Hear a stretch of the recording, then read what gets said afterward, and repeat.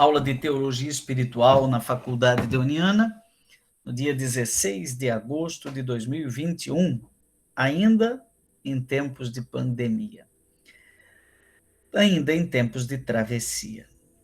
Hoje, nessa aula do quarto ano, 8º semestre de Teologia, nós vamos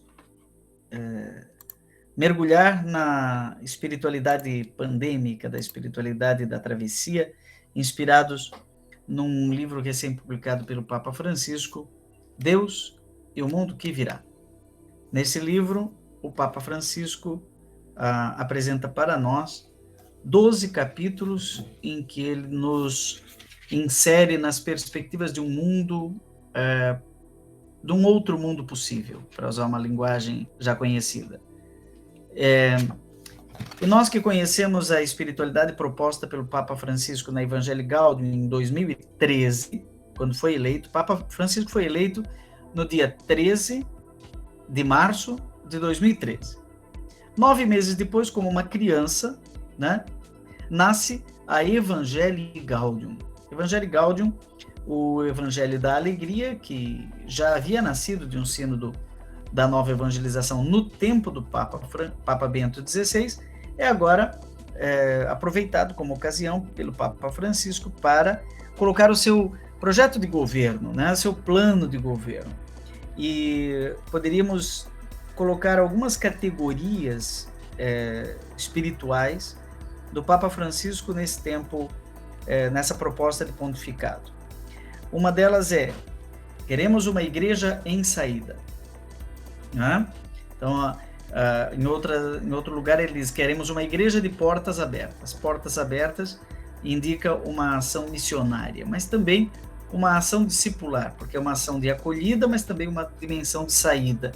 Então nós temos aí claramente as categorias de Aparecida, na qual o Papa Francisco tinha sido o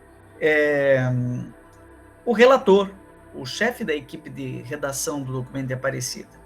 Então, nós vemos um alto impacto do documento de Aparecida na Evangelii Gaudium. Aliás, o Papa Francisco cita o documento de Aparecida na Evangelii Gaudium, e não só o documento da conferência do CELAM, mas de outras conferências episcopais. E isso fez com que o povo lá na Itália se perguntasse: mas que Aparecida é essa? Onde é que está isso? Aí traduziram rapidamente o documento de Aparecida para o italiano, e hoje você vai na Itália, encontra-se lá nas livrarias o documento de Aparecida em italiano. Não tem Puebla, não tem Santo Domingo, nem Medellín tem traduzido em outras línguas, mas o documento de Aparecida acabou se tornando um clássico por causa do Papa Francisco.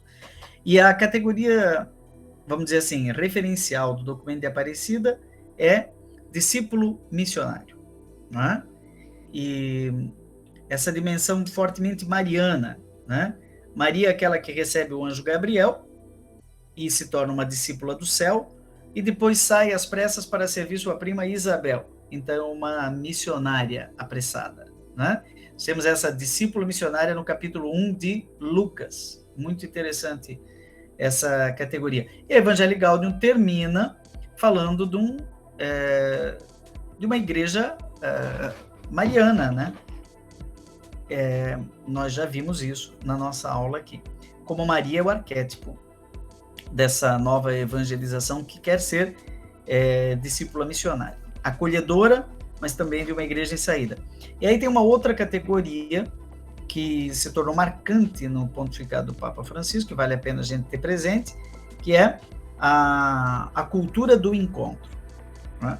E no livro Deus é Jovem, que essa turma aqui inclusive estudou no seu primeiro ano de teologia comigo, né, quando estávamos traduzindo o livro Deus é Jovem, fala da revolução da ternura, e baseado no Zygmunt Bauman, trabalha essa questão dos tempos líquidos, mas trabalha também a categoria do descarte. E as duas pontas descartadas é o jovem e o idoso. Então nós temos a revolução da ternura, a aliança entre as duas pontas descartadas da sociedade.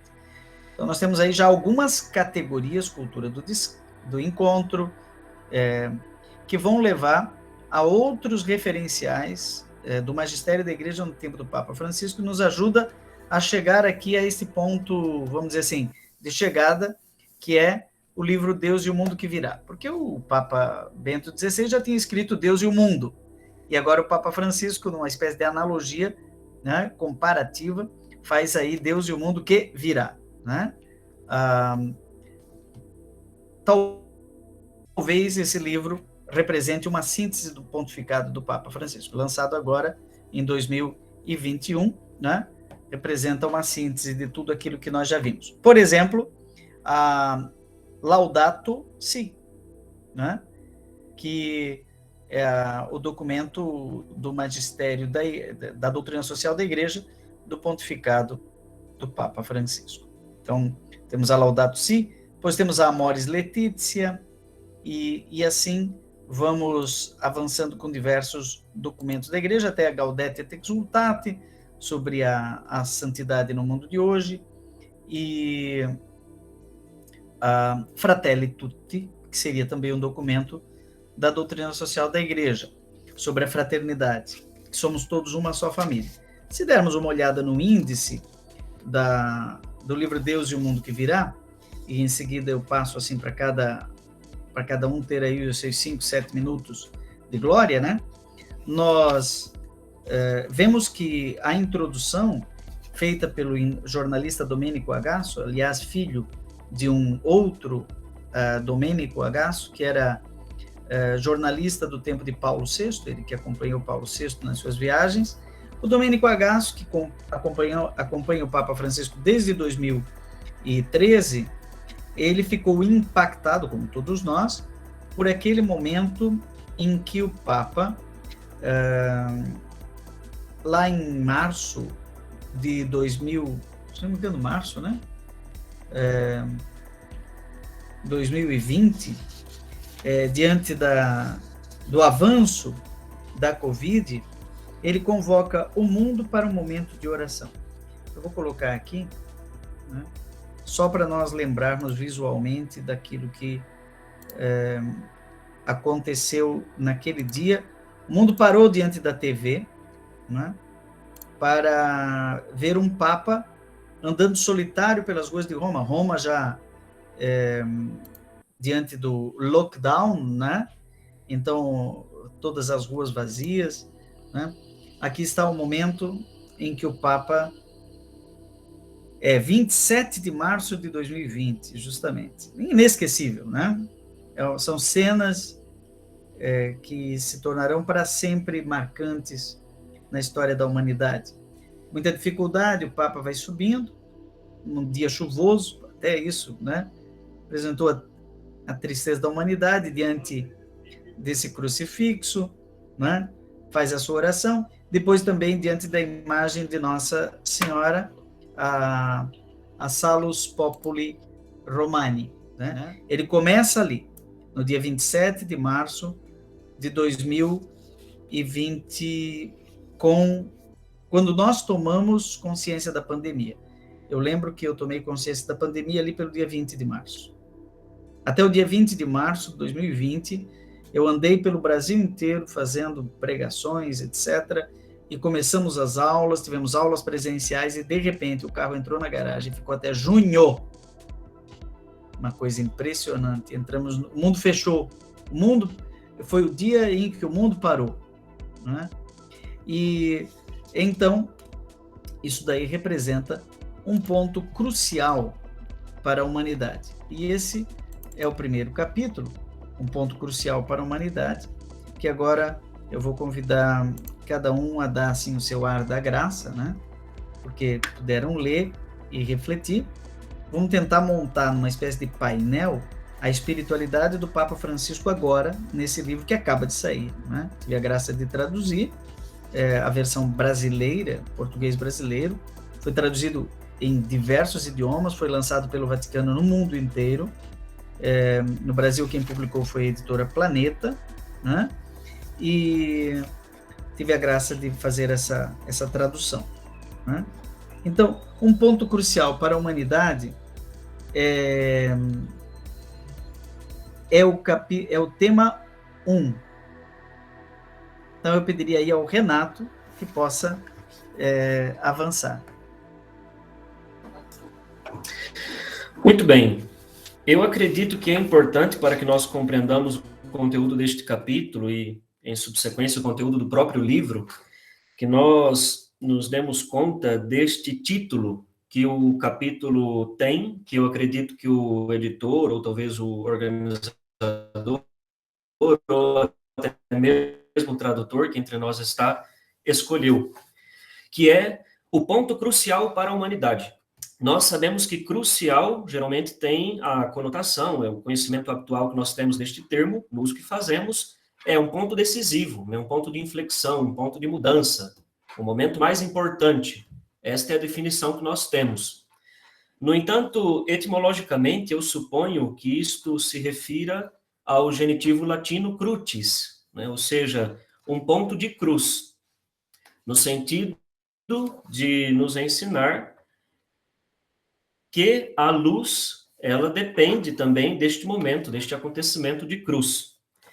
E é mais ou menos o que o Papa diz neste primeiro capítulo, nas perguntas que lhe são feitas. E o Papa responde, bom, primeiramente fazendo a apresentação de uma metáfora, né? A luz e a sombra. O Papa identifica que a humanidade vive um momento de sombra, que não é mais uma sombra particular, individual, mas que é uma sombra universal, porque todos estamos passando por ela, e todos nós não estávamos preparados para enfrentá-la, no entanto, nela estamos.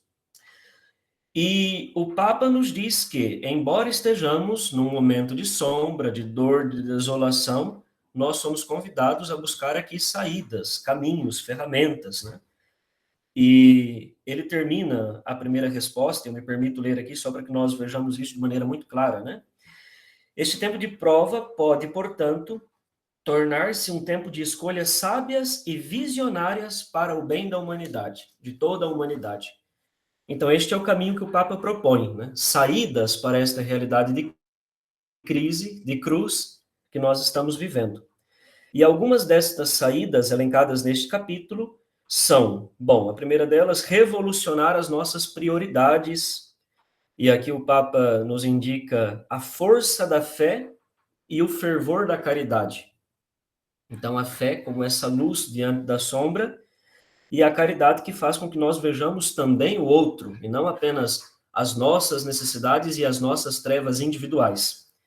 E é interessante aqui porque o Papa é muito criativo, e ele diz assim, e também profético, e ele nos diz que a humanidade vive uma outra pandemia, uma outra doença terrível, né? Um outro vírus terrível, para além da Covid-19, que é o vírus do egoísmo, da preocupação com si mesmo, das próprias aspirações, das próprias ambições, que conduz a um caminho de injustiça social.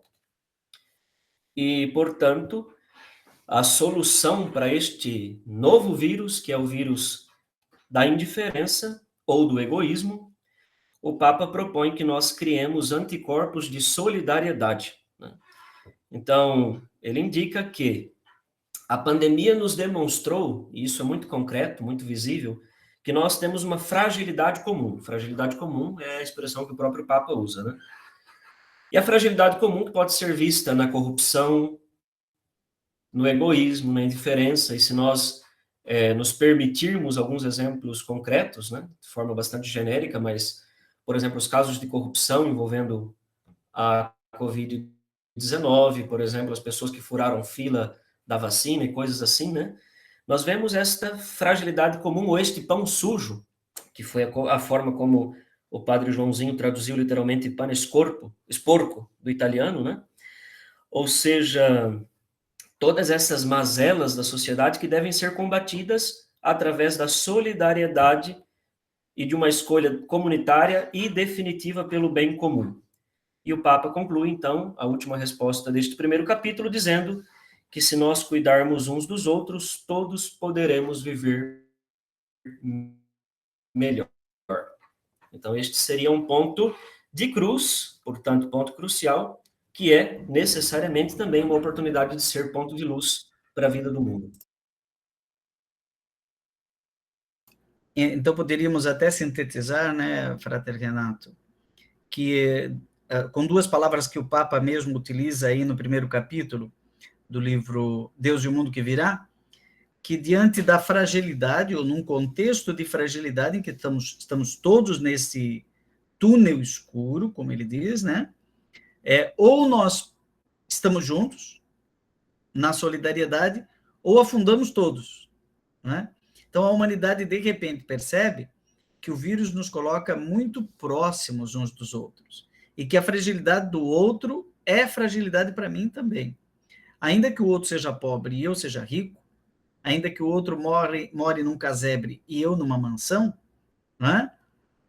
O vírus não parece que não escolhe, né? Você veja que nós temos pessoas pobres e pessoas ricas. Claro que existem condições sanitárias, etc., tudo isso, mas aquilo que era tão distante, né?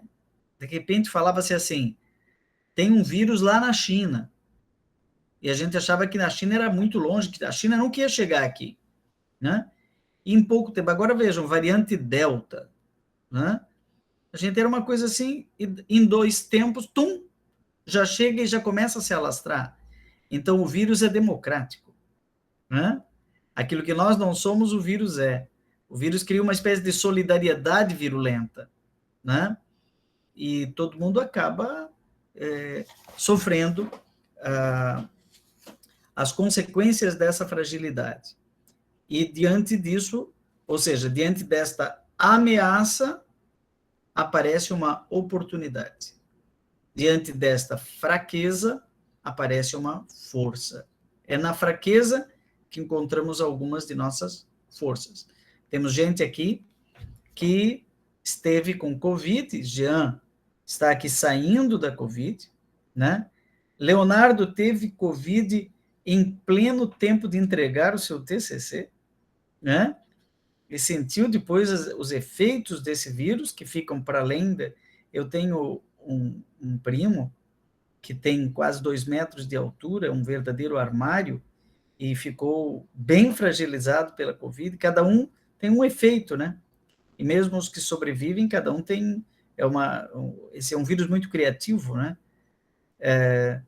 Nós temos aí o Felipe, que ficou hospitalizado durante o retiro de renovação de votos lá em Lavras, né?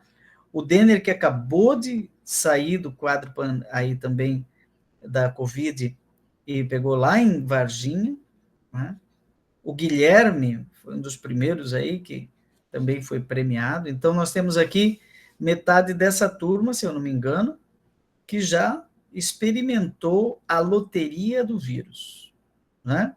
Vocês vejam, recentemente, 2 idosos, extremamente bem cuidados e bem isolados, o Tarcísio Meire e sua esposa, a Glória Menezes, né? Casal querido do Brasil, né? Ela sobrevive e ele não. É alguma coisa assim que não tem muita lógica, né? Então, diante disso, o que vale? Segundo o Papa, criar anticorpos de solidariedade, ou seja, diante da fragilidade do outro, buscar formas comunitárias para, que ele fala que são caminhos de salvação, para superar essa época ameaçadora. E aí ele dá aquela máxima que depois na Fratelli Tutti aparece o tempo inteiro. A vida é estarmos sempre juntos, e a fraternidade é imprescindível, porque sozinhos, mais cedo ou mais tarde, entramos em colapso. Se cuidarmos uns dos outros, todos poderemos viver melhor. Então, aqui está o mundo que virá, ou é um mundo em colapso permanente, pelo individualismo que nos ameaça, é o verdadeiro vírus que nos ameaça, né? Ou nós pegamos todo mundo junto e, se cuidarmos uns dos outros, todos poderemos viver melhor. O Papa avança agora por uma via espiritual, né? Mostrando no capítulo 2 que a mão de Deus sempre nos levanta, não é isso, Felipe Henrique? Então, no final do primeiro capítulo, o Papa ele meio que convoca a ação, sobretudo em favor dos pequeninos, né? E o entrevistador ele vem e lança a pergunta: então nós temos que agir, é hora de criar um plano de ação onde todos se ajudam. Aí o Papa diz: não, agora é rezar, rezar, rezar. E ele E depois até a pergunta é seca depois, né? Mas por que rezar, rezar, rezar? E o Papa ele vai dizer que essa atitude é o primeiro conceito de oração que o Papa apresenta, que a oração é a gente deixar, como que é? É deixar que Deus nos contemple em nosso íntimo. E ao deixar que Deus contemple a nossa intimidade, quem de fato nós somos, a gente se defronta com a nossa fragilidade. Só que é justamente essa presença de Deus, essa ação de Deus em nós pela oração, que dá sentido à nossa fragilidade e nos dá condições para agir devidamente. Então, o Papa ele está nos provocando a olhar para essa realidade, sobretudo essa nossa realidade humana, a partir da forma como Deus nos olha. É uma passagem que é paradigmática que ele cita aqui. Eu acredito que, embora na ação litúrgica, pelo fim da pandemia, ele usa a tradução de Marcos, e aqui se cita de Mateus, mas é a imagem de Jesus acalmando a tempestade, né? Então, a oração, ela nos coloca nessa condição de relação com Jesus. Reconhecemos a nossa fragilidade, reconhecemos que ele pode acalmar essa tempestade, mas isso depende de nossa abertura para Jesus. E, em seguida, o entrevistador questiona, mas tem momentos que falta fé, né? E o Papa chama atenção. Há, de fato, momentos difíceis, noites mais escuras, aqui não no sentido de João da Cruz, né? Mas há noites mais difíceis, e mesmo assim, Jesus está presente. Então, no momento que a gente clama por Deus, mesmo nos sentindo abandonado por Ele, é nesse momento que Jesus vai dizer, estou aqui, e nós podemos ter aí essa experiência com a misericórdia de Deus, e aqui, de novo, ter essa força para se reerguer. E aí o entrevistador, ele dá uma provocada, e isso vale para a gente que tem fé e quem não tem fé. O Papa, ao menos a impressão que eu tenho, ele responde, mas não plenamente. Ele não, a proposta dele de jamais construir muros fica evidente. Ele diz, aqui não é lugar de separar crentes e não crentes. Todos nós somos afetados pela pandemia, todos nós estamos correndo riscos, muitos estão se doando, se entregando, agindo de N formas em prol do bem comum, e a gente não precisa olhar para essa realidade como uma barreira. Toda a humanidade está diante de Deus. E isso não é, para nós, crentes, é uma verdade. Independente que o outro não acredite, ele também está diante de Deus. Então, o Papa, a impressão que eu tenho é que a pessoa que se empenha pelo bem comum e o faz de coração, com boa intenção, ela também está servindo a Deus, mesmo que ela não reconheça isso. Então, o Papa foca numa espiritualidade de comunhão também, entre todos aqueles que se empenham pelo bem comum. Interessante, aqui, do ponto de vista da teologia espiritual, já vai se delineando um método, vocês estão percebendo? O método ver, julgar e agir está bem claro, né? Num primeiro momento, veio tomar consciência da realidade, né? É essa que está aí mesmo, não é outra. Não vamos agora dar uma de avestruz e colocar a cabeça embaixo da terra e fazer uma espécie de negacionismo espiritual. Não tem nada acontecendo. Não. É uma gripezinha. Não se trata disso. O caso é sério. Todos nós sabemos da seriedade, 550 já vai chegando daqui a pouco a 600 mil mortos, não é? E todos nós fomos tocados por isso dentro das nossas famílias, dentro das nossas fileiras. Aí o jornalista tende a ir logo para o terceiro passo. E aí o que a gente vai fazer para resolver o problema? Aí o Papa diz, calma, tem no meio um passo intermediário que é a mística. Vamos iluminar tudo isso com a palavra de Deus. E aí ele busca o conceito de travessia, né? Ele não fica estacionado na pandemia, mas ele busca o conceito de travessia. E essa travessia de Jesus, em Mateus 8, 25, né? Que depois se repete em Mateus 14, 22, interessante, são duas vezes que Jesus caminha sobre as águas, né?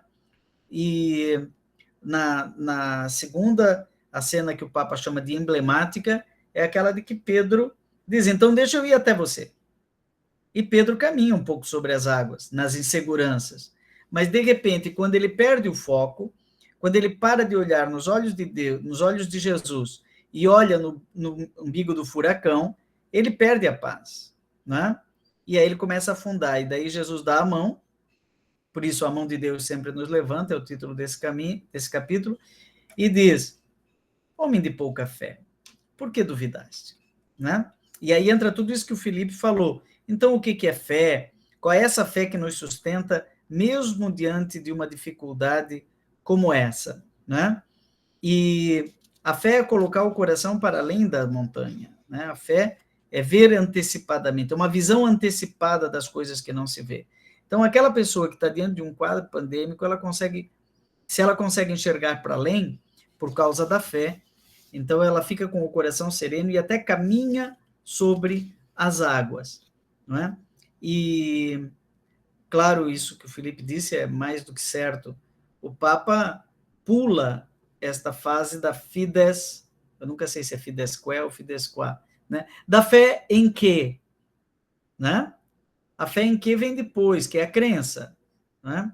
A fé codificada em códigos morais, códigos religiosos, mandamentos, dogmas.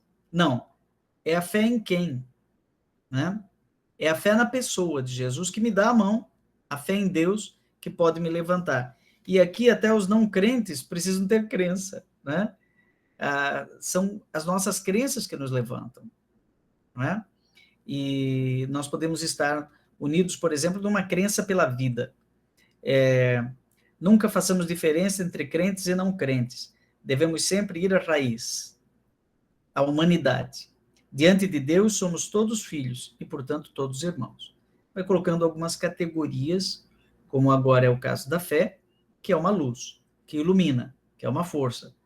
E o Leonardo avançou para o terceiro capítulo, aonde o primeiro efeito da fraternidade de fé, dessa fraternidade congregada na luta contra essa tragédia da Covid-19, é renascer todos unidos. Não é isso, Leonardo?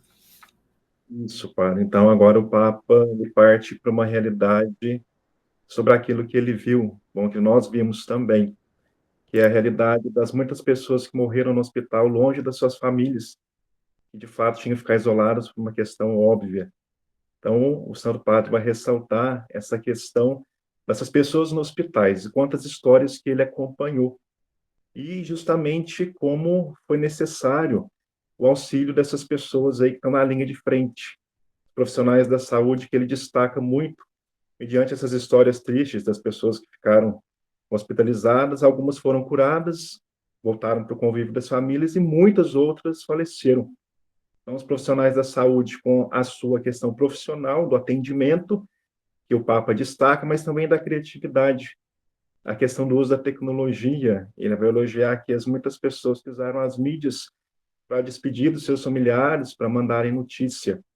Então, tem uma frase que me chama muita atenção aqui, que ele diz, é a necessidade final de ter uma mão segurando a sua mão, de um gesto de calor e companhia final. Então, aí ele vai empreendendo, né, a sua frase, a sua entrevista, e destaca, então, esse pessoal da saúde, que, então, pôde disponibilizar afeto, atendimento a estas pessoas. Pois bem, o segundo passo é a questão do testemunho que essas pessoas deram. Então, o Papa coloca que eles foram anjos com os pacientes na recuperação ou na iminência da morte. eles desenvolveram uma cultura de proximidade e ternura. Então, são palavras muito comuns nos escritos do Papa, e ele enxerga isso também, diante desse fato concreto e doloroso que assolou, então, o mundo todo. Então, profissionais da saúde desenvolveram essa cultura, e muitos ficaram nos hospitais, né, não voltavam para casa, justamente para poder atender a demanda, né, muito superior àquilo que era comum a eles.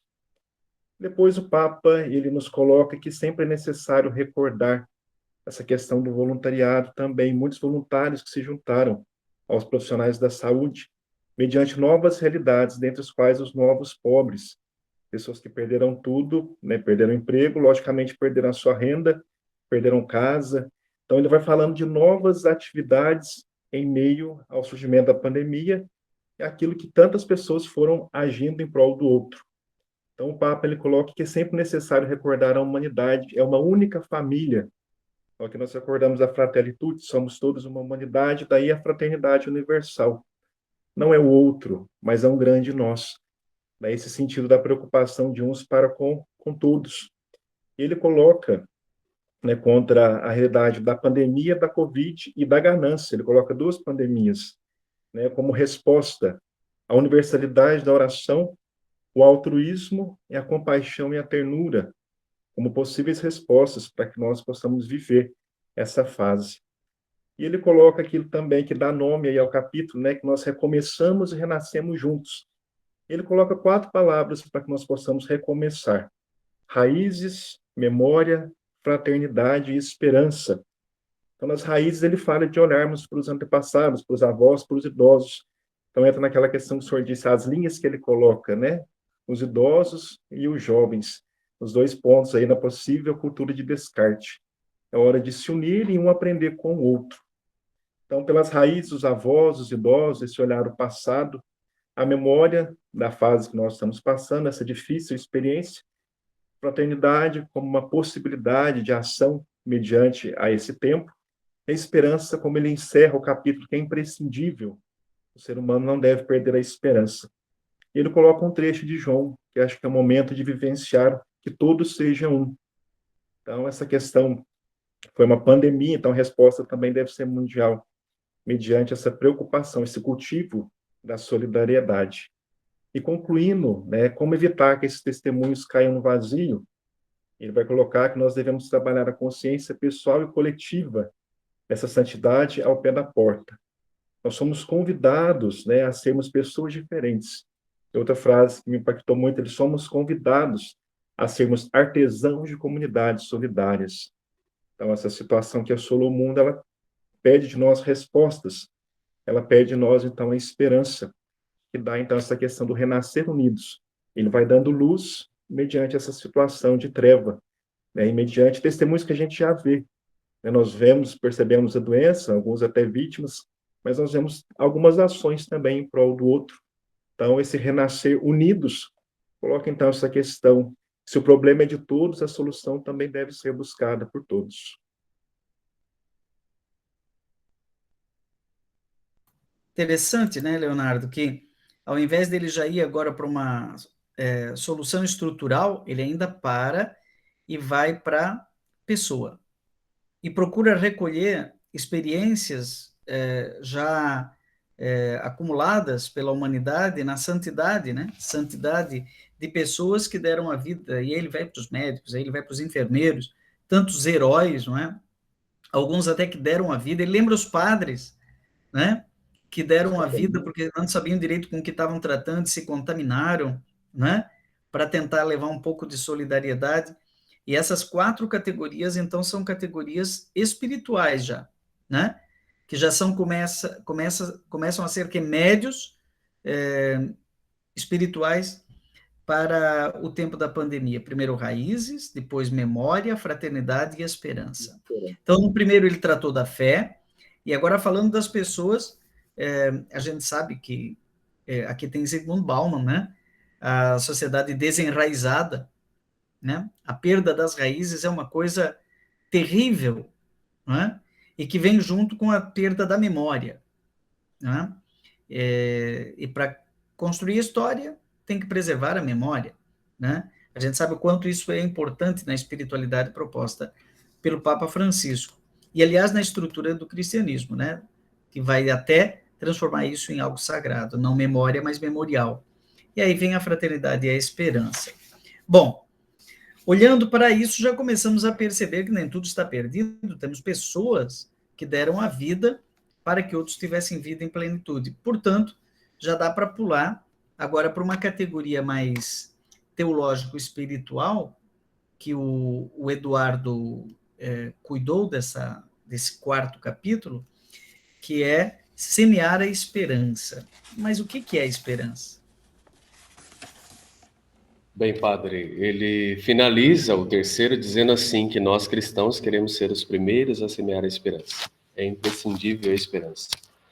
E a primeira questão é essa, o que é a esperança, né? Para Francisco, para o Papa, no caso, ter e transmitir a esperança, então, significa entregar-se totalmente a Deus, em cada situação de vida. No caso, quando ele diz de cultivar com persistência a esperança, ele quer dizer que nós devemos encontrar forças, e aí, no caso, ele diz que a esperança pode ser encontrada na cruz de Jesus, né? E a alma dessa esperança é a oração. Então, desse modo, nós somos chamados a confiar na ação do Espírito Santo, e ele apresenta 3 passos para encontrar a esperança. Ele fala em abrir o coração, escutar a palavra e rezar. E também nós somos, nos momentos difíceis, convidados a ressurgir. Ele utiliza as palavras de Jesus, quando encontrou com Maria Madalena e a outra Maria, depois de descobrirem o sepulcro vazio. Jesus diz, alegrai-vos. Então, esse alegrai-vos de Jesus é um modo de inspiração, como o Papa coloca. E também ele fala que esse Cristo, que nós somos convidados a confiar, é capaz de fazer regenerar toda a morte. Então, no caso, o nosso desânimo, o nosso desalento, a nossa caminhada existencial depende daquilo que nós nos entregamos, ou seja, da persistência em que nós somos convidados a acreditar em Cristo. Ele fala também de uma solidariedade. Ele não utiliza essa palavra, mas quando ele diz que nós somos convidados a unirmos-nos à paixão do Senhor e à paixão de outros irmãos que sofrem, principalmente nessa questão da pandemia, nós vivemos uma forma de esperança, né? É uma vida no serviço, é uma vida de amor, de doação. Então, neste tempo, nós somos convidados a semear e guardar a ação de Deus. Então, para fazer crescer um novo projeto de vida. Ele utiliza essa palavra, essa expressão, novo projeto de vida, que é bem interessante. E o Evangelho de Jesus, então, é capaz de nos inspirar positivamente, para que possamos ressurgir a cada dia. Diante do desafio que nós enfrentamos diariamente, essa palavra ressurgir ecoa muito forte, né, na vida de cada um de nós. Então, nós somos convidados a semear a esperança no coração de tantos que sofrem. Os que sofrem, nós somos convidados principalmente a nos unirmos a esse sofrimento, pela solidariedade. Então, e a partir disso, isso vai fazer com que Jesus seja para nós o alimento que dá vida, faz ressurgir e faz crescer. E por fim, a solidariedade é uma forma de semear essa esperança, né? Em vista de colaborar com os que sofrem, os que estão desamparados em momentos mais difíceis. E ele utiliza também uma palavra interessante, que é uma expressão, criatividade inovadora, necessária, né? Para nos rompermos os sofrimentos e as angústias. Eu acho isso bem interessante. Algumas expressões assim que Papa Francisco traz que significam muito na situação hoje, né? Ressurgir, criatividade inovadora, né? Nos unirmos à paixão de Jesus, convidados a um novo projeto de vida diário. Então, são expressões que fazem com que a esperança realmente seja semeada hoje, diariamente, para podermos construir um novo projeto de vida a partir da situação que nós vivemos hoje. Ou seja, é uma atitude mística abrir a janela da esperança, não é? existe uma opção, você pode ficar fechando janelas. Não, isso não dá, aquilo lá não, é muito não. No final, o que sobra é asfixia. A gente sabe que a maior parte das pessoas com Covid morrem de asfixia. O que o Papa está propondo aqui é um respiro de esperança. Não dá para respirar com o nariz, o pulmão está comprometido, mas o coração, a alma, não. Então é preciso um respiro de esperança. E ele fala até de formar um time com o Espírito Santo, harmonizados pelo seu sopro, e com isso seremos capazes de fazer todas as coisas. Ou seja, espiritualmente o poder ultrapassa os limites da pandemia e da morte. Né? Quem já... Felipe, às vezes, já falou sobre isso, lá no hospital, né? Quando via o seu limite, né? Ali na cama, não sabia, e aí vem o medo, a insegurança, um vírus que a gente não sabe o que ele vai aprontar, né, na vida da gente, e você vê que outros já morreram, né? O Jean aí também, né? Outro dia teve uma dificuldade de respirar, foi para o hospital, né? O aparelho não deu 80, o oxímetro, né? Então, usar o oxímetro de esperança, né? Vai para o hospital, né, Jean? Aí chega lá, não está 85, está 98, aí você tá, ai, né? Mas precisa... Não é um alívio isso daí? Agora, quando você transmite esse respiro de esperança, né? Há um respiro da alma, mesmo diante da morte iminente, né? Que muitos é muito rápido, né? A gente conheceu casos aí que 2 dias a pessoa não estava mais conosco, né? Foi muito rápido. Então, nós temos agora 2 virtudes teologais bem situadas pelo Papa Francisco, que é pura teologia espiritual, né? A fé e agora a esperança. E que não se confunde com crença e nem se confunde com otimismo, ele diz aqui nesse capítulo, né? A fé é mais do que crença, é a adesão à pessoa de Jesus que nos sustenta, a mão dele nos sustenta. E a esperança é uma janela aberta para a eternidade, não é?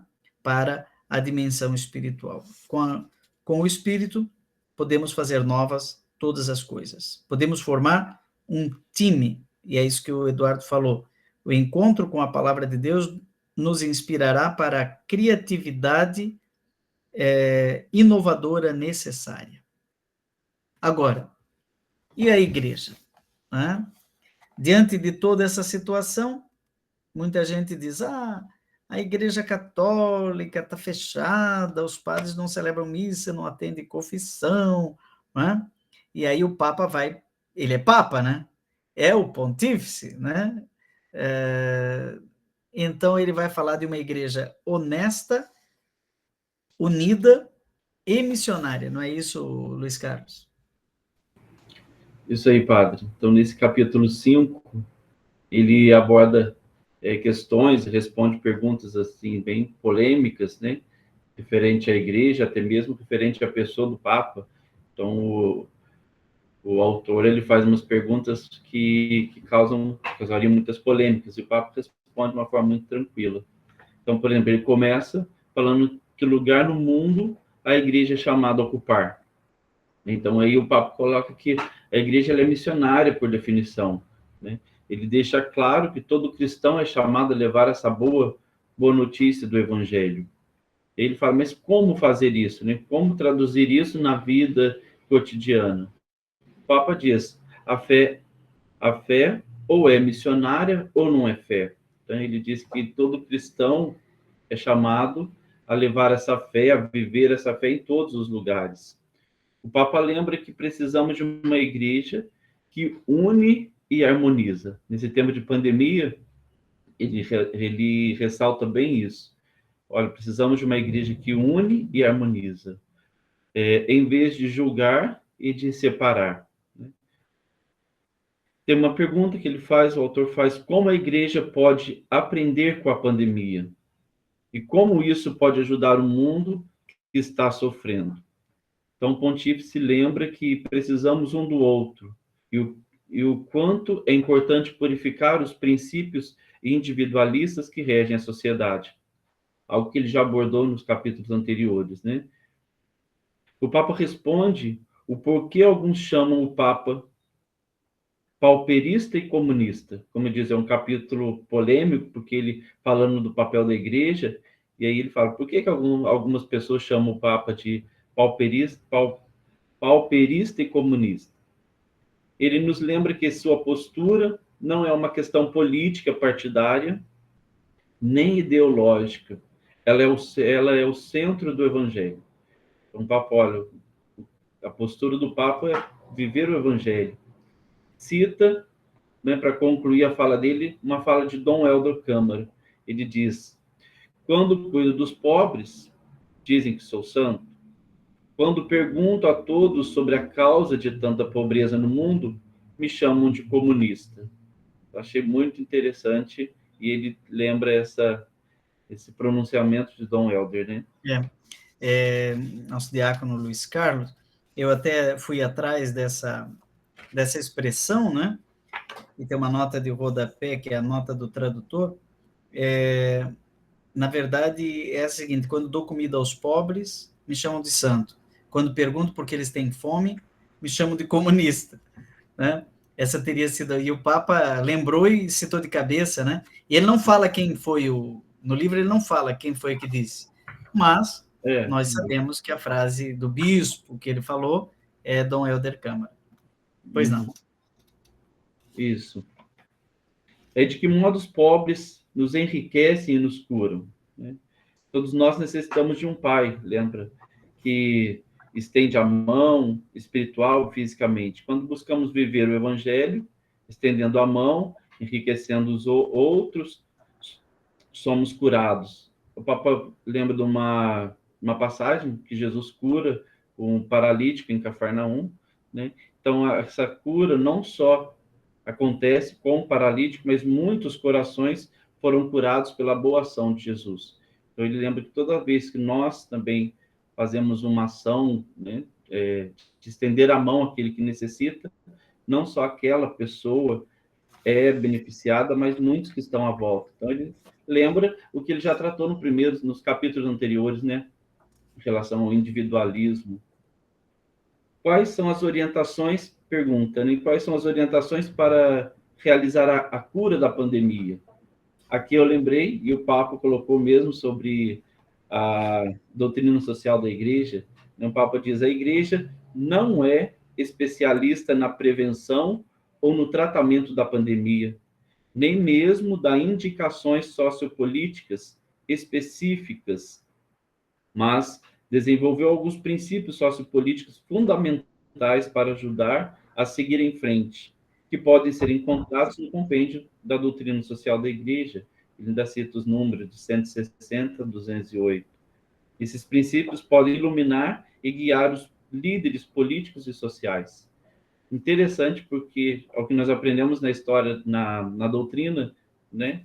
A doutrina social da Igreja, ela dá, sim, orientações, como diz o Papa, né? Ela não é a especialista na prevenção, no tratamento dessa pandemia, mas ela apresenta horizontes, linhas que podem colaborar.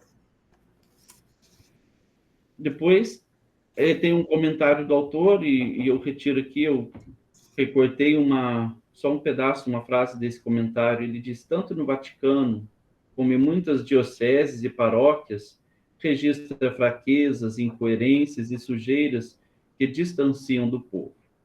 Aí o Papa diz, para a Igreja é tempo de transparência.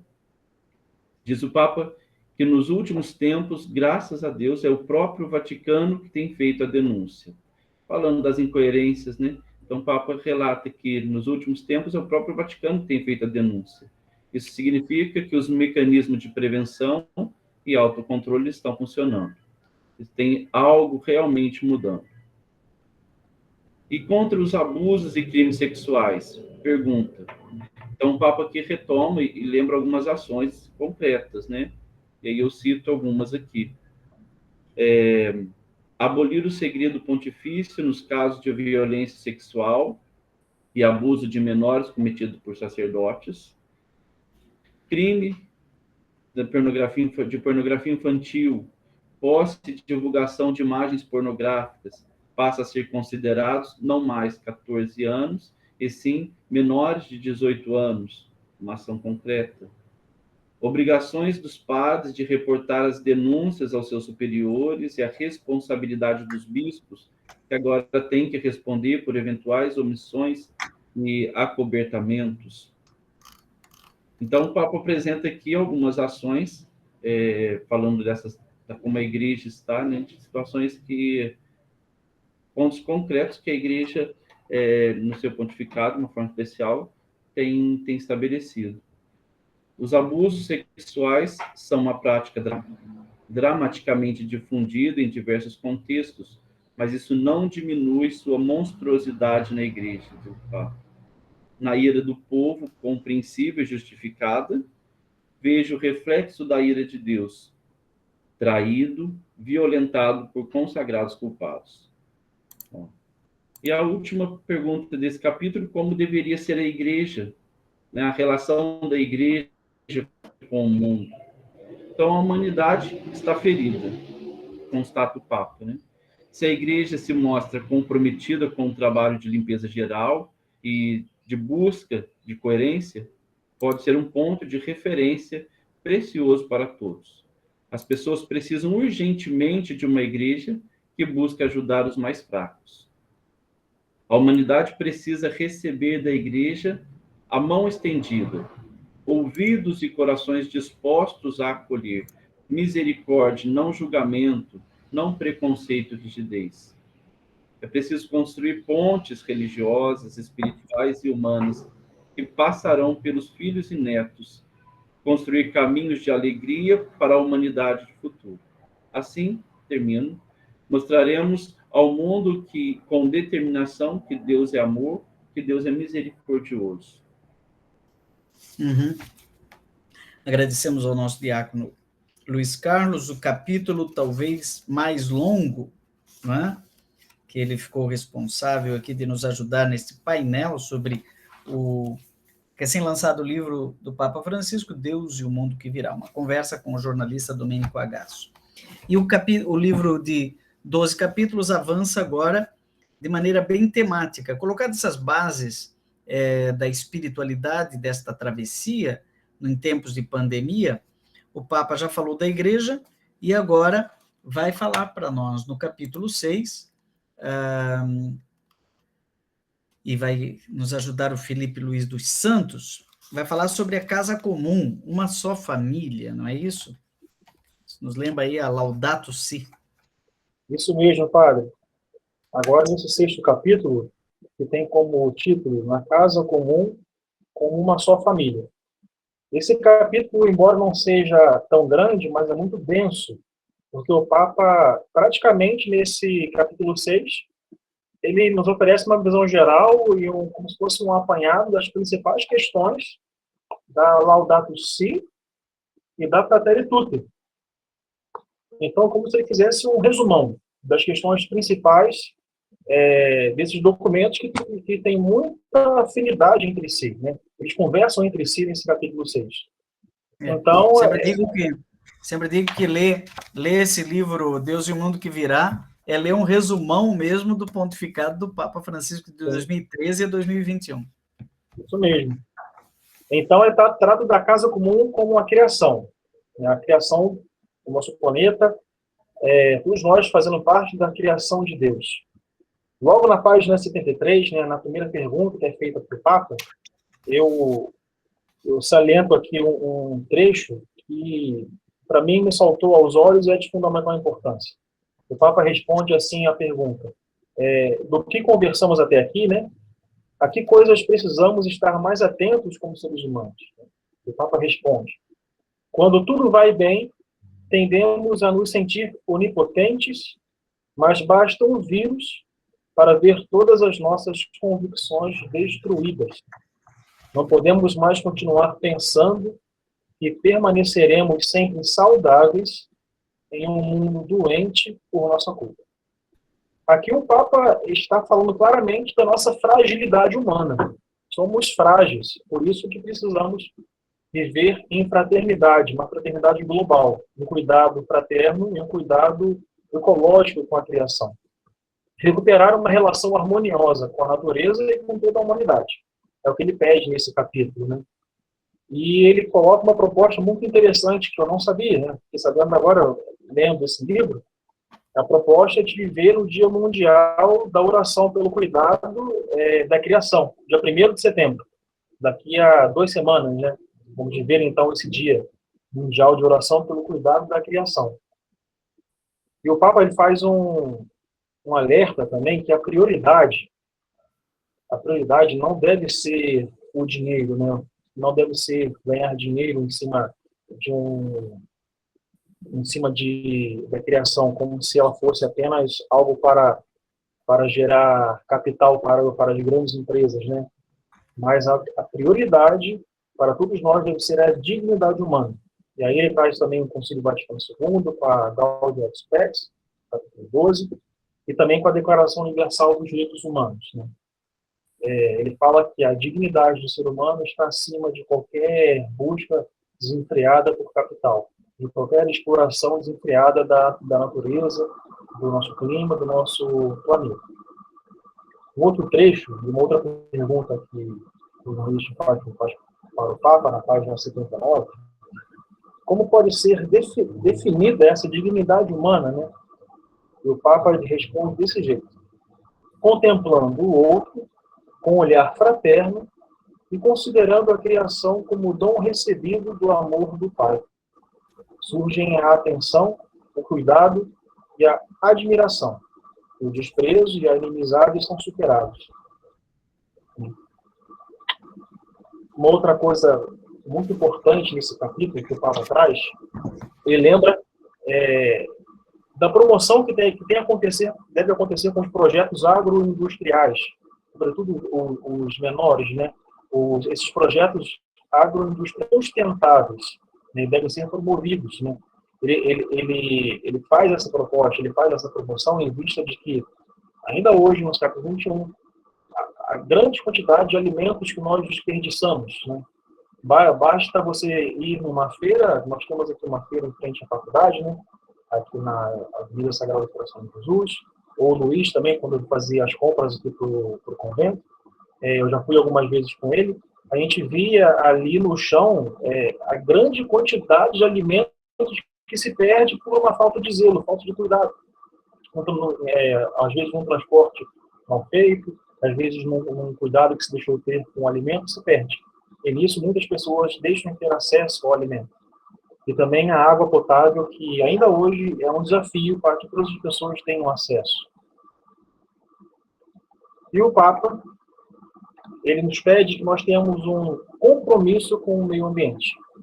E para que nós tenhamos esse compromisso com o meio ambiente, ele lança a mão da doutrina social da Igreja, né?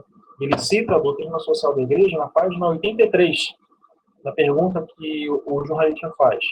Vossa Santidade vê sinais animadores, né, nesse quadro, né, atual desse mundo pandêmico, né, do novo coronavírus? E o Papa responde que esse compromisso é também cristão, né, enraizado na antropologia bíblica e na doutrina social da Igreja. Ou seja, nós termos a nossa fé como uma ferramenta para fazer o mundo ser mais fraterno e cuidarmos mais da criação. Ou seja, a gente promover esse princípio da doutrina social da Igreja, que é o bem comum, para nós vivermos melhor ainda a nossa casa comum. Então, o bem comum na casa comum.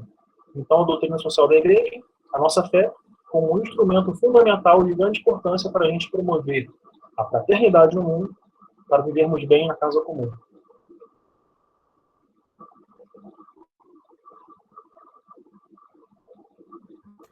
Vou até completar aqui o que o Felipe disse, que foi um bom resumo aqui desse capítulo Laudato Si, né? Lendo um parágrafo, o parágrafo final desse capítulo, que é de uma beleza, o Papa escreve com beleza literária também, mas também com muita força doutrinária, né? E ele diz o seguinte: se não arregaçarmos as mangas e cuidarmos da terra imediatamente com escolhas pessoais e políticas radicais, como a mudança econômica em favor do verde, e focando as evoluções tecnológicas nesta direção, mais cedo ou mais tarde, nossa casa comum irá nos jogar pela janela. Então, é aquilo que meu pai, com câncer, dizia. Fumou a vida inteira, né, ele, e tinha câncer na boca. Então, ele dizia assim, Deus perdoa sempre, a gente perdoa às vezes, a natureza não perdoa jamais. Não perdoa nunca. Então, o Papa diz, olha, a gente está maltratando a Terra, ela é um organismo vivo, e ela se defende, ela não tem misericórdia. O agressor vai ser expulso por ela. Então, há mecanismos da Terra, de autossustentação da Terra, que se defendem de todo agressor. Então, quando a gente vai agredindo a Terra, não cuida da água, não cuida da árvore, não cuida do ecossistema, né? Ele fala aqui, vamos ser jogados pela janela. Não podemos mais perder tempo, precisamos de uma conversão ecológica integral, que dê atenção tanto ao ser humano quanto aos relacionamentos e ao meio ambiente, atenção pessoal e coletiva, privada e pública. Precisamos de uma mudança de mentalidade e de perspectivas e, sobretudo, de uma conversão espiritual que leve a uma nova consciência da relação do ser humano consigo, com o outro, com a sociedade, com a criação e com Deus. Viu? Uma antropologia da relacionalidade, né? Praticando o viver bem, não no sentido de desfrutar à vontade, mas de viver em harmonia com a terra. E recuperando a vontade de se encantar e se maravilhar diante dos esplendores da natureza, que são obras do Senhor. Agora, isso tudo que a gente está falando nos leva a uma questão que não é só ecológica, mas econômica, né? Preciso dizer, como é que a economia, que é sempre a questão que está aí em voga, né?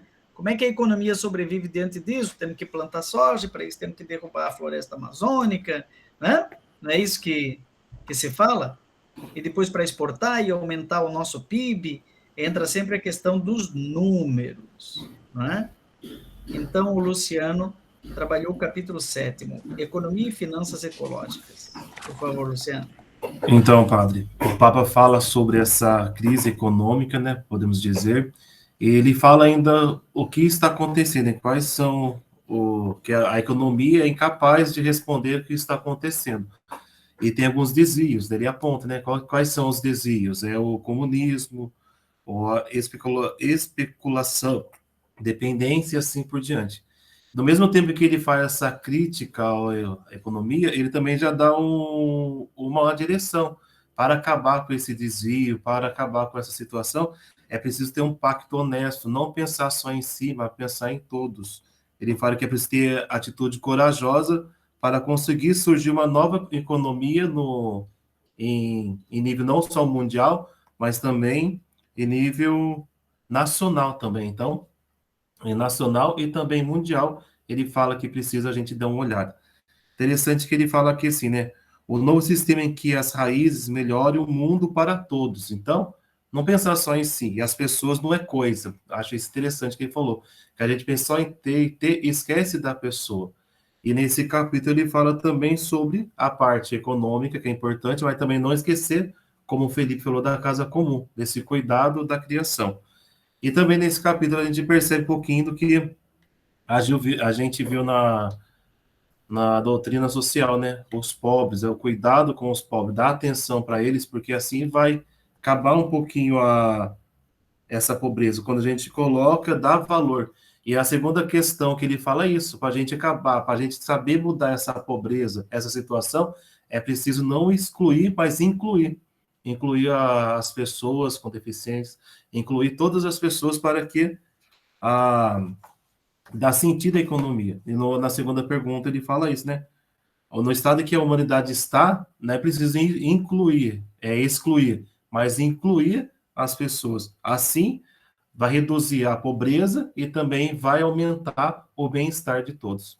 Então, são duas questões que o jornalista faz e o Papa Francisco fala, que é preciso ter esse olhar econômico, não olhar para a pessoa, não só pensando nos seus bens, mas olhando em geral, e também é preciso não excluir, mas incluir para um bem-estar de todos. É preciso distinguir economia de finanças e não financeirizar a economia, transformar a economia toda num sistema financeiro, né? Existe uma dimensão da administração, inclusive pública, que é a dimensão econômica. E aqui o Papa Francisco sugere uma economia verde, e muita gente chama isso de economia de Francisco. Foi recentemente feito até um simpósio em Roma, que era para ser presencial, acabou sendo online, no ano passado foi feito, né? Da economia de Francisco, que é baseado num sistema econômico que diminui o descarte, né? E o Papa descreve brevemente, é um dos capítulos mais breves, né? Tem 3 páginas, que ele fala o seguinte: nesses 5 anos da Laudato Si, se reuniram economistas do mundo inteiro e perceberam que o sistema, o ciclo econômico, é feito em produzir, usar, descartar. Então, nós temos o lixo, que é um grande problema da humanidade, né? Que é o produto da produção. O produto da produção é um pleonasmo, né? Mas é um resultado da produção. Fica um descarte. E o Papa diz que o ciclo econômico será mais verde na medida em que nós diminuirmos o descarte, até o ponto de eliminar completamente o descarte pela reciclagem, né? Então, aqui vem um processo de reciclagem que ele fala em diversos momentos do livro.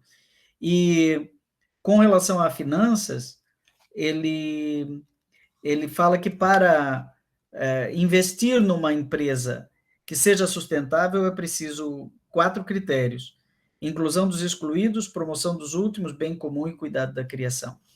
E aí ele dá alguns exemplos a respeito disso. Mas como o nosso tempo urge, não é? E nós estamos no 7º capítulo, o livro é realmente interessante e apresenta várias janelas para a nossa teologia espiritual e um resumo quase que completo do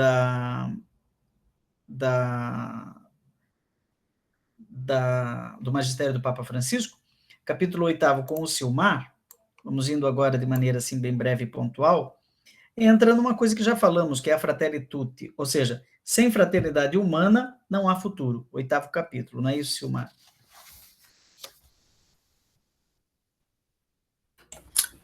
Então, padre, lendo o 8º capítulo, a gente pode perceber realmente isso, né, que o Papa, ele chama justamente a humanidade, né, para viver, não teoricamente, mas na prática, essa fraternidade. E aí aqui no 8º capítulo, ele vai colocando alguns pontos, né. A primeira, ele chama a atenção dos governantes em específico, né, e aí ele diz que os governantes precisam cuidar, né, do seu povo, especificamente. Só que aí ele também, ao longo da leitura, a gente pode entender que essa chamada de atenção, né, podemos dizer assim, não é só para os governantes isso, ele vai englobar todo mundo, né? Eu sou responsável pelo outro, o outro é responsável por mim. E aí nessa inter-relação, ele vai justamente chamando atenção para esse cuidado que nós devemos ter para com o outro, né? E aí ele vai dizendo também, né, que o vírus aumenta, né, aumentou também as desigualdades. E aí ele vai dizer que sem uma visão do todo, né, não haverá o futuro. Então, por essa questão específica que nós todos sabemos que a pandemia causou e está causando, o Papa ele vem nos chamando a atenção para uma abertura de coração, né, para essa humanidade de cada um. Mais adiante, ele vai dizer de uma ajuda mútua que nós temos que ter para com as pessoas, né? Foi dito também pelos outros, né, nos capítulos anteriores, sobre essa divisão social que nós vemos, né, que na pandemia também cresceu. E aí o Papa ele vem também chamando a atenção para isso, né, das pessoas que têm mais, né, recurso financeiro, a olhar para aquelas pessoas que não têm e que perderam aquilo que eles teriam enquanto ideia financeira na pandemia. E aí eu destaco aqui na página 93, que ele diz assim, né, que cada um de nós, não apenas os governantes, como eu disse, né, é chamado a erradicar a indiferença, a corrupção e a convivência com a criminalidade. E aí, seguindo, ele vai colocar aqui, né, em quais princípios podemos nos inspirar. Então, como resposta para isso, né, para essa pergunta que ele vai tentar responder, ele diz assim: se não cuidarmos uns dos outros, começando pelos últimos, os mais atingidos, inclusive a criação, não podemos curar o mundo, né? Então, é como eu destaquei, que ele diz que sem essa visão do todo, fica difícil, né, a gente almejar um futuro, alguma coisa nesse sentido. Seguindo, lá na página 96, a pergunta que fica é, né, com que atitudes as desperdiçaremos? E aí o Papa vai dizer, né, que a atitude que nós não devemos ter, né, é o fechamento, fechar em nós mesmos. Então, o interessante do capítulo é que ele vai sempre falar do outro, né? Porque eu lendo o capítulo, me vinha uma palavra assim, né? Que a gente sempre usa a palavra o outro. O outro, a gente tem que olhar para o outro, só que muitas vezes fica muito na fala, né? A gente sempre usa o outro, fica meio que banalizado. E é justamente isso que o Papa ele vem nos colocando aqui, né? Para a gente não banalizar a palavra o outro, mas sim viver na prática o outro. E como eu vou viver isso em função do outro, né? E aí é o que a gente está vendo, né? Que a caridade é sempre o primeiro passo que eu tenho que fazer para tentar realizar isso que a gente sempre fala que é o outro, né? E aí uma das ideias essenciais é o não fechar em mim mesmo, mas sim dar o primeiro passo, né? Muito bem. Como o nosso tempo urge, não é? Nós vemos que o Papa aqui está desenvolvendo já a terceira virtude teologal, que é a caridade.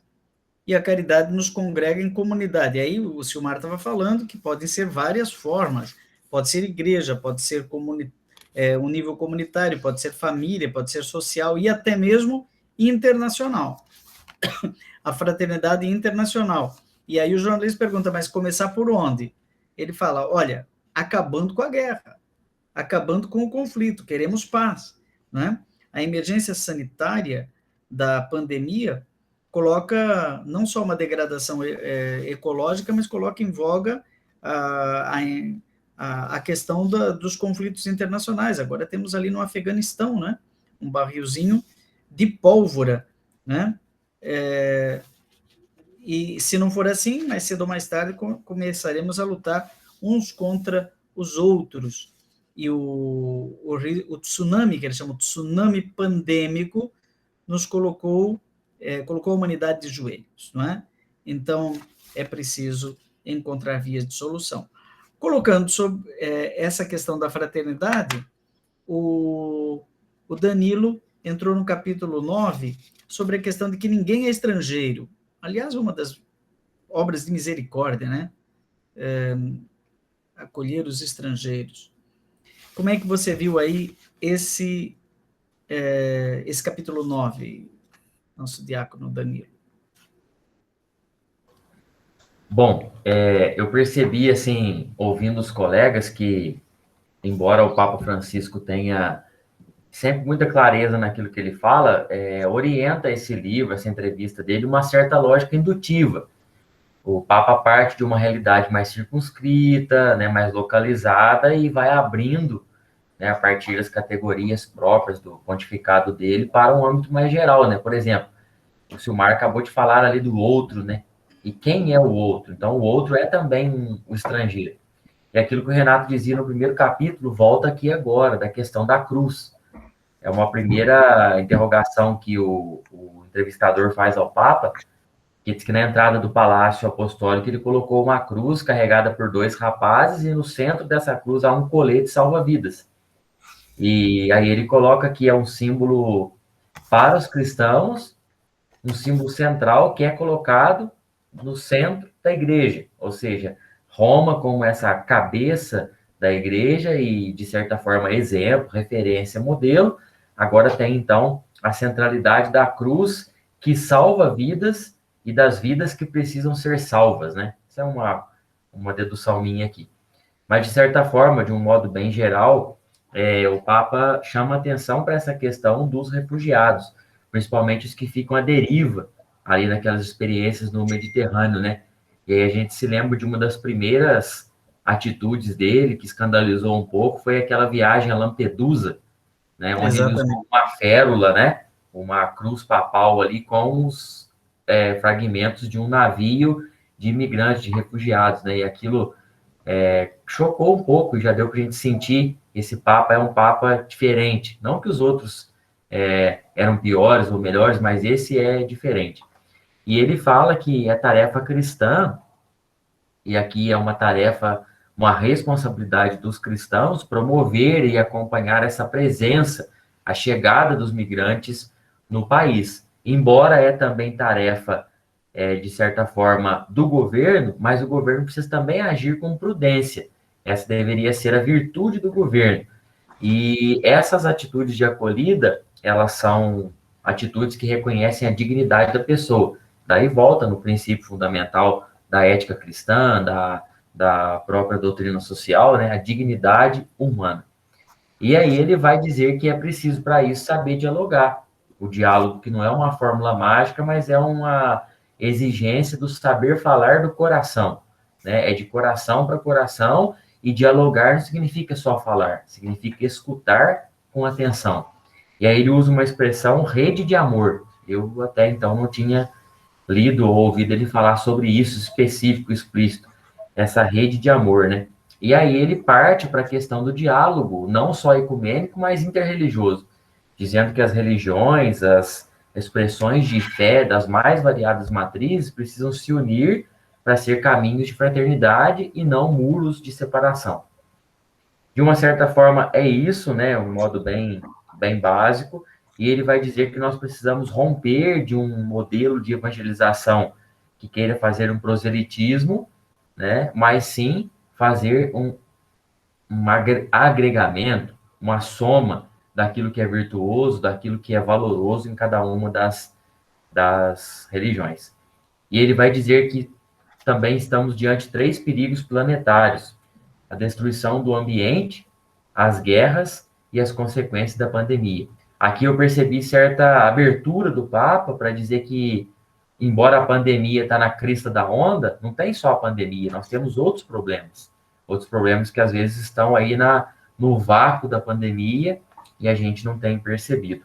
E tudo isso ele vai dizer que sem comunhão e sem compaixão, a humanidade perde a alma, né? Ela fica aí deficitária dessa compreensão do todo.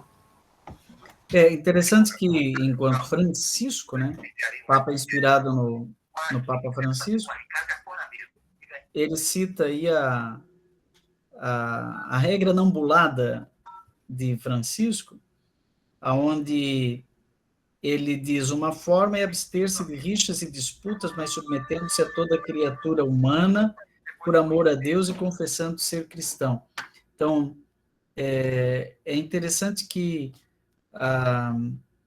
nós vivemos numa situação etnocêntrica em que os nacionalismos voltam, né? Os partidarismos voltam, as polarizações voltam, né?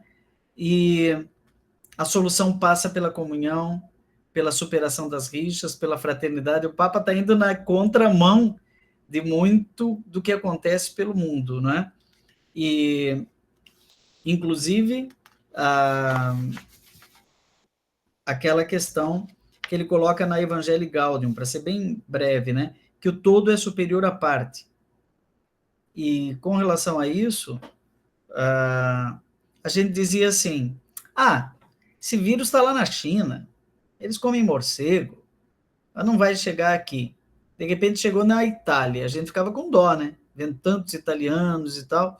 Não, está lá na Europa, mas não vai chegar aqui. De repente chegou na casa da gente, né? Veja o conventinho ficou tanto tempo sem nenhum contaminado, né? E a gente dizia, até dava uma sensação de segurança falsa, né? De repente, na hora que apareceu o Jean, disse, o meu deu positivo. A comunidade ficou assim, chegou aqui, entrou no nosso pequeno mundo. Então, a parte tem tudo a ver com o todo, não é? E quando a gente começa a pensar nessa relação entre parte e todo, a nossa mentalidade muda, né? Muda o conceito de corpo. O mundo é uma grande família. Bom, isso tem incidências muito práticas. Uma delas é na questão do trabalho, não é isso, Guilherme? E a remuneração justa para todos. Aí nós já estamos indo para o final do livro, em que agora sim o Papa começa a ter desdobramentos práticos, que lá no início ele disse para o jornalista, calma, vamos pensar na mística primeiro. Mas a mística não fica numa nuvem, né? Ela desce até as realidades e propõe, por exemplo, trabalho e remuneração justa para todos, 10º capítulo. Bruneto? Isso. Beleza, então. Então, a primeira das 3 perguntas que o Papa diz é que, aliás, que é feita ao Papa, né, com que espírito nós devemos encarar aí essas disfunções que a gente vê no mundo do trabalho e acentuadas pela realidade da pandemia que nós vivemos. E o Papa já começa a sua resposta com uma frase bem impactante, né? Ele vai dizer assim, né? A ninguém pode faltar um emprego com uma remuneração justa. E aqui a gente faz memória de tudo que nós vimos aí também nos princípios da doutrina social da Igreja, né? E, de fato, a dignidade humana precisa estar sempre aí em vista, né? Para tudo aquilo que se é feito, inclusive no mundo do trabalho, principalmente no mundo do trabalho. Então, não pode faltar uma remuneração justa. E aí ele vai começar dizendo também, né, que hoje se vê muitas funções, mesmo aí trabalhos forçados, remunerações injustas, sem tempo de descanso merecido, que não favorece aí a dignidade do próprio trabalhador. Então, a função aí também dos políticos, daqueles que estão à frente aí da questão econômica, também a zelar por isso, né? Por essa justa medida aí. Tem uma frase que me chamou a atenção no meio dessa pergunta, que ele vai dizer assim, né? Uma das saídas que o Papa aponta, né? Se forem encontradas soluções para a geração de empregos, aumentando a qualidade da produtividade, respeitando as legislações, sem cair na corrupção e promovendo a justiça social, uma reestruturação decisiva terá lugar em nossos dias e poderá definir o mundo das gerações futuras. Então, um pouco do caminho que o Papa aponta aqui nessa primeira pergunta, né? Depois, aí, uma segunda pergunta é por onde, então, né? Pergunta ao Papa, mas por onde recomeçar essa reformulação? E o Papa, então, vai lembrar aquilo que nós já temos em mente aí da cultura do descarte, né? Bom, começa por aqueles que são descartados. E quem o Papa diz aqui nesse grupo dos descartados, ele lembra aí de vendedores ambulantes, de catadores, de recicláveis, de camelôs, de pequenos agricultores, aqueles que são mais impactados por aquilo que nós vivemos hoje. Então, esses, de certa forma, não têm outra saída, eles dependem dessa única fonte de renda que eles têm para trabalhar. Então, com uma remuneração injusta ou insuficiente, eles não têm outra saída a não ser enfrentar mesmo um contexto de pandemia que nós vivemos hoje.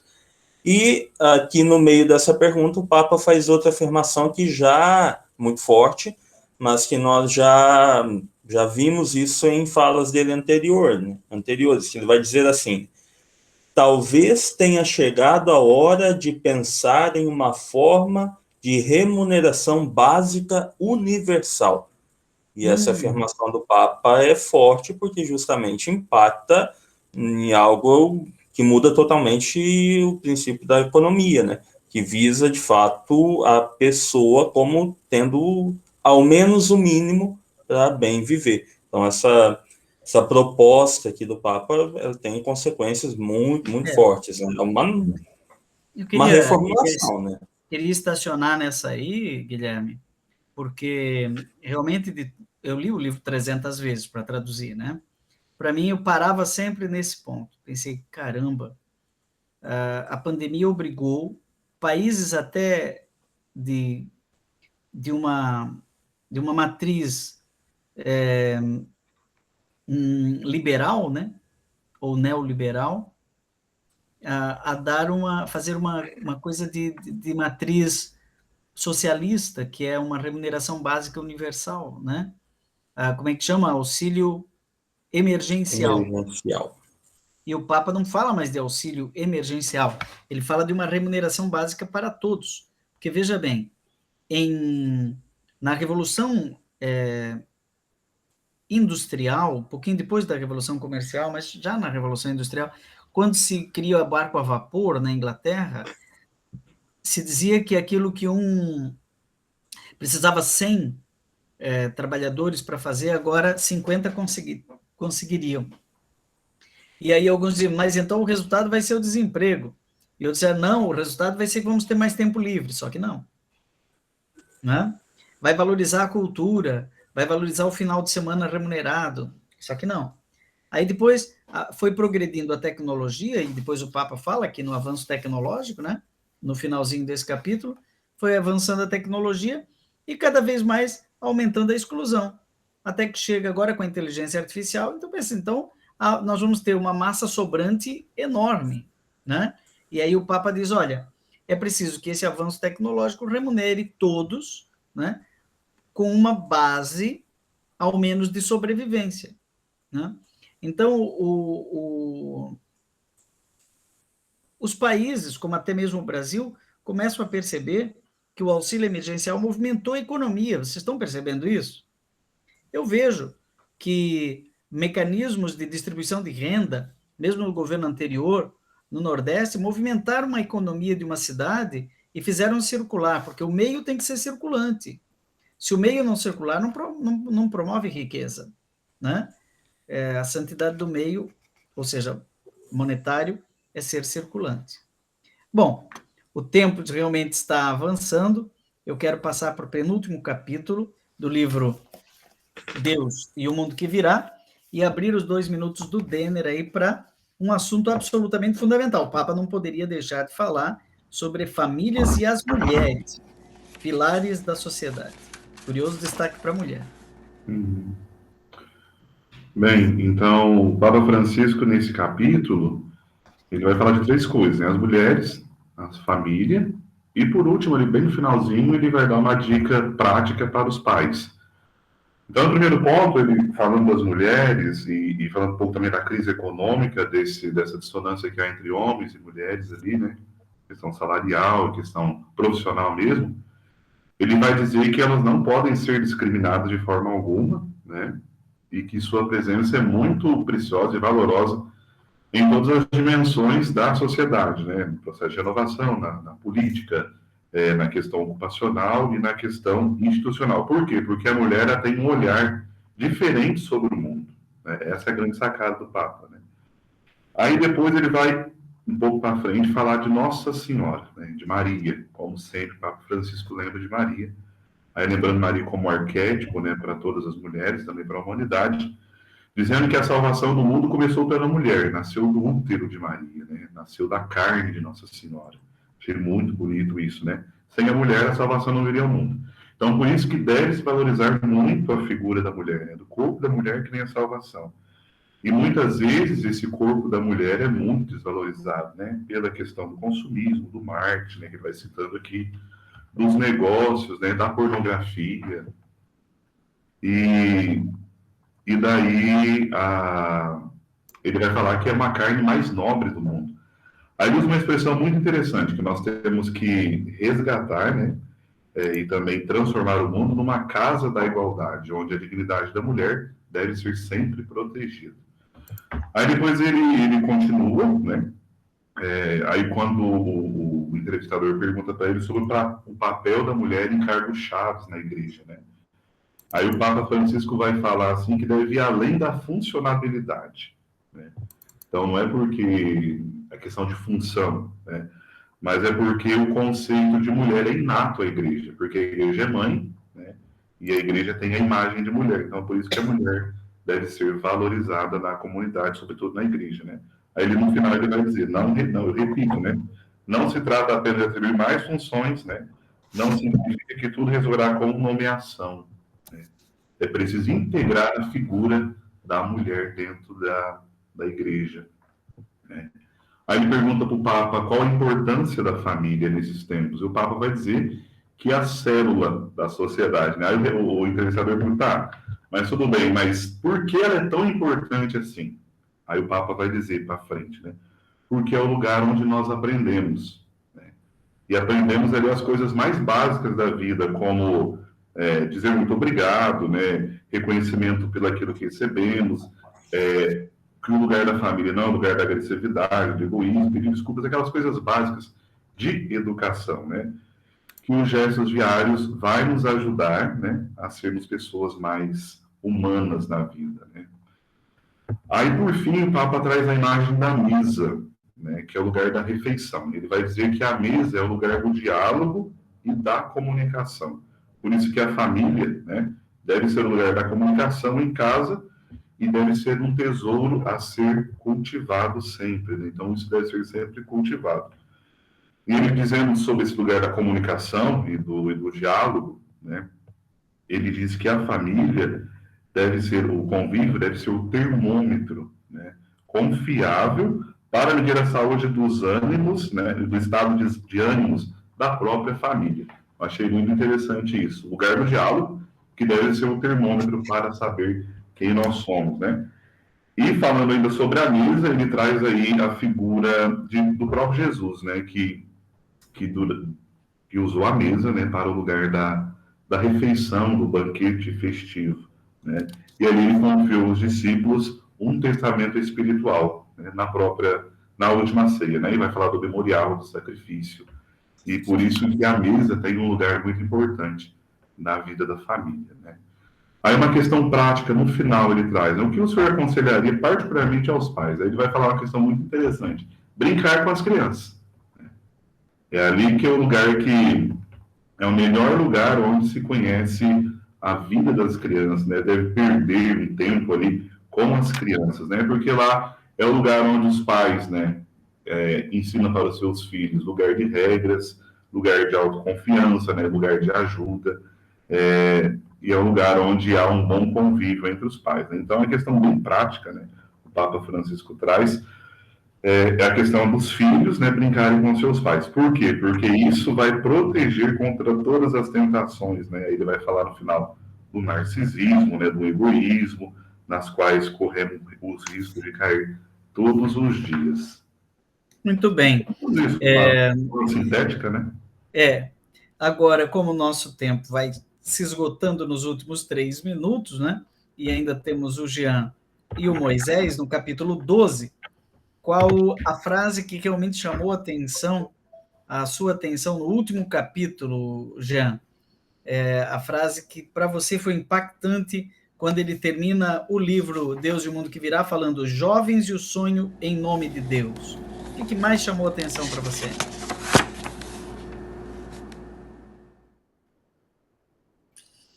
Padre, me chama a atenção nas palavras do Papa Francisco esse retomar a visão do jovem como um idoso.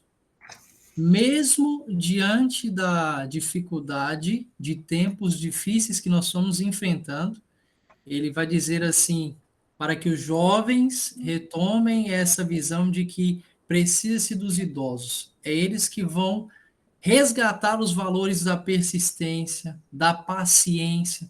Isso os jovens têm que ter para enfrentar esse mundo obscuro que se apresenta. E, ao mesmo tempo, as palavras do Papa Francisco são palavras de encorajamento. Jovens, não desistam, né? Mesmo que os ventos sejam contrários, mesmo que muitas pessoas estão tirando proveito dessas situações, sejam eles pessimistas, né? Pessoas que estão meio que sanguessuga dos jovens, né? mas se o jovem conseguir olhar para o lado, ele vai perceber que ele pode tirar algum proveito. E mesmo diante dessa situação, encarar as realidades com alegria. E aí ele vai citar o próprio São Felipe Neri, né? Enfrente as situações com alegria. É isso. Você ainda fala com o pulmão ainda machucadinho pela Covid, né? Tem que terminar a nossa abordagem desse dia com isso. Moisés, o que te chamou a atenção? Me chamou a atenção, padre, esse fato do Papa Francisco pedir para escancararmos as portas, né? Ele aqui usa o termo escancarar, que eu acredito que é quase o mesmo que usou João Paulo II, quando ele fez a sua primeira homilia ao mundo, antes de procurar abrir, melhor, escancarar as portas a Cristo. E ele coloca na conta da igreja esse fato de que a igreja que tem que cuidar dos jovens, que tem que acolher. Ele cita São João Bosco, né, quando se encontram jovens barulhentos nos pátios. É melhor ter os jovens barulhentos nos pátios do que um pátio cheio de tristeza, de angústia, por assim dizer, né? Então é muito interessante. É um texto profundo, muito profundo, porque o Papa Francisco, ele é, como dizia minha avó, ele é crudo nas palavras, ele é profundo no sentido de ser objetivo naquilo que ele quer dizer, né? Ele fala que também os jovens passam por esse período de depressão e apatia, e é a igreja que vai também dar esse incentivo de alegria. Basta a gente ter o evangelho de hoje, de Mateus, com o jovem. Não é à toa que tem um jovem ali, porque o jovem tem essa perspectiva ainda de errar, mas ainda de se converter e de encontrar aquilo que busca. Que é o próprio capítulo. E de sonhar, né, Moisés? Porque daí termina com o sonho. Parece que assim, que ele termina em termo, como você disse mesmo, em clima salesiano, não é? E qual é o maior sonho que se pode sonhar em nome de Deus? É o sentido da vida. Que a vida tem um sentido para além da pandemia. Por isso, falou-se do passado, da memória, das raízes e termina falando da história e do futuro. Por isso que o título é Deus e o Mundo que Virá. Agradeço a todos que apresentaram aí as suas perspectivas, cada um dos capítulos é um resumão do nosso livro, que a gente super recomenda a todos, Deus e o Mundo que Virá.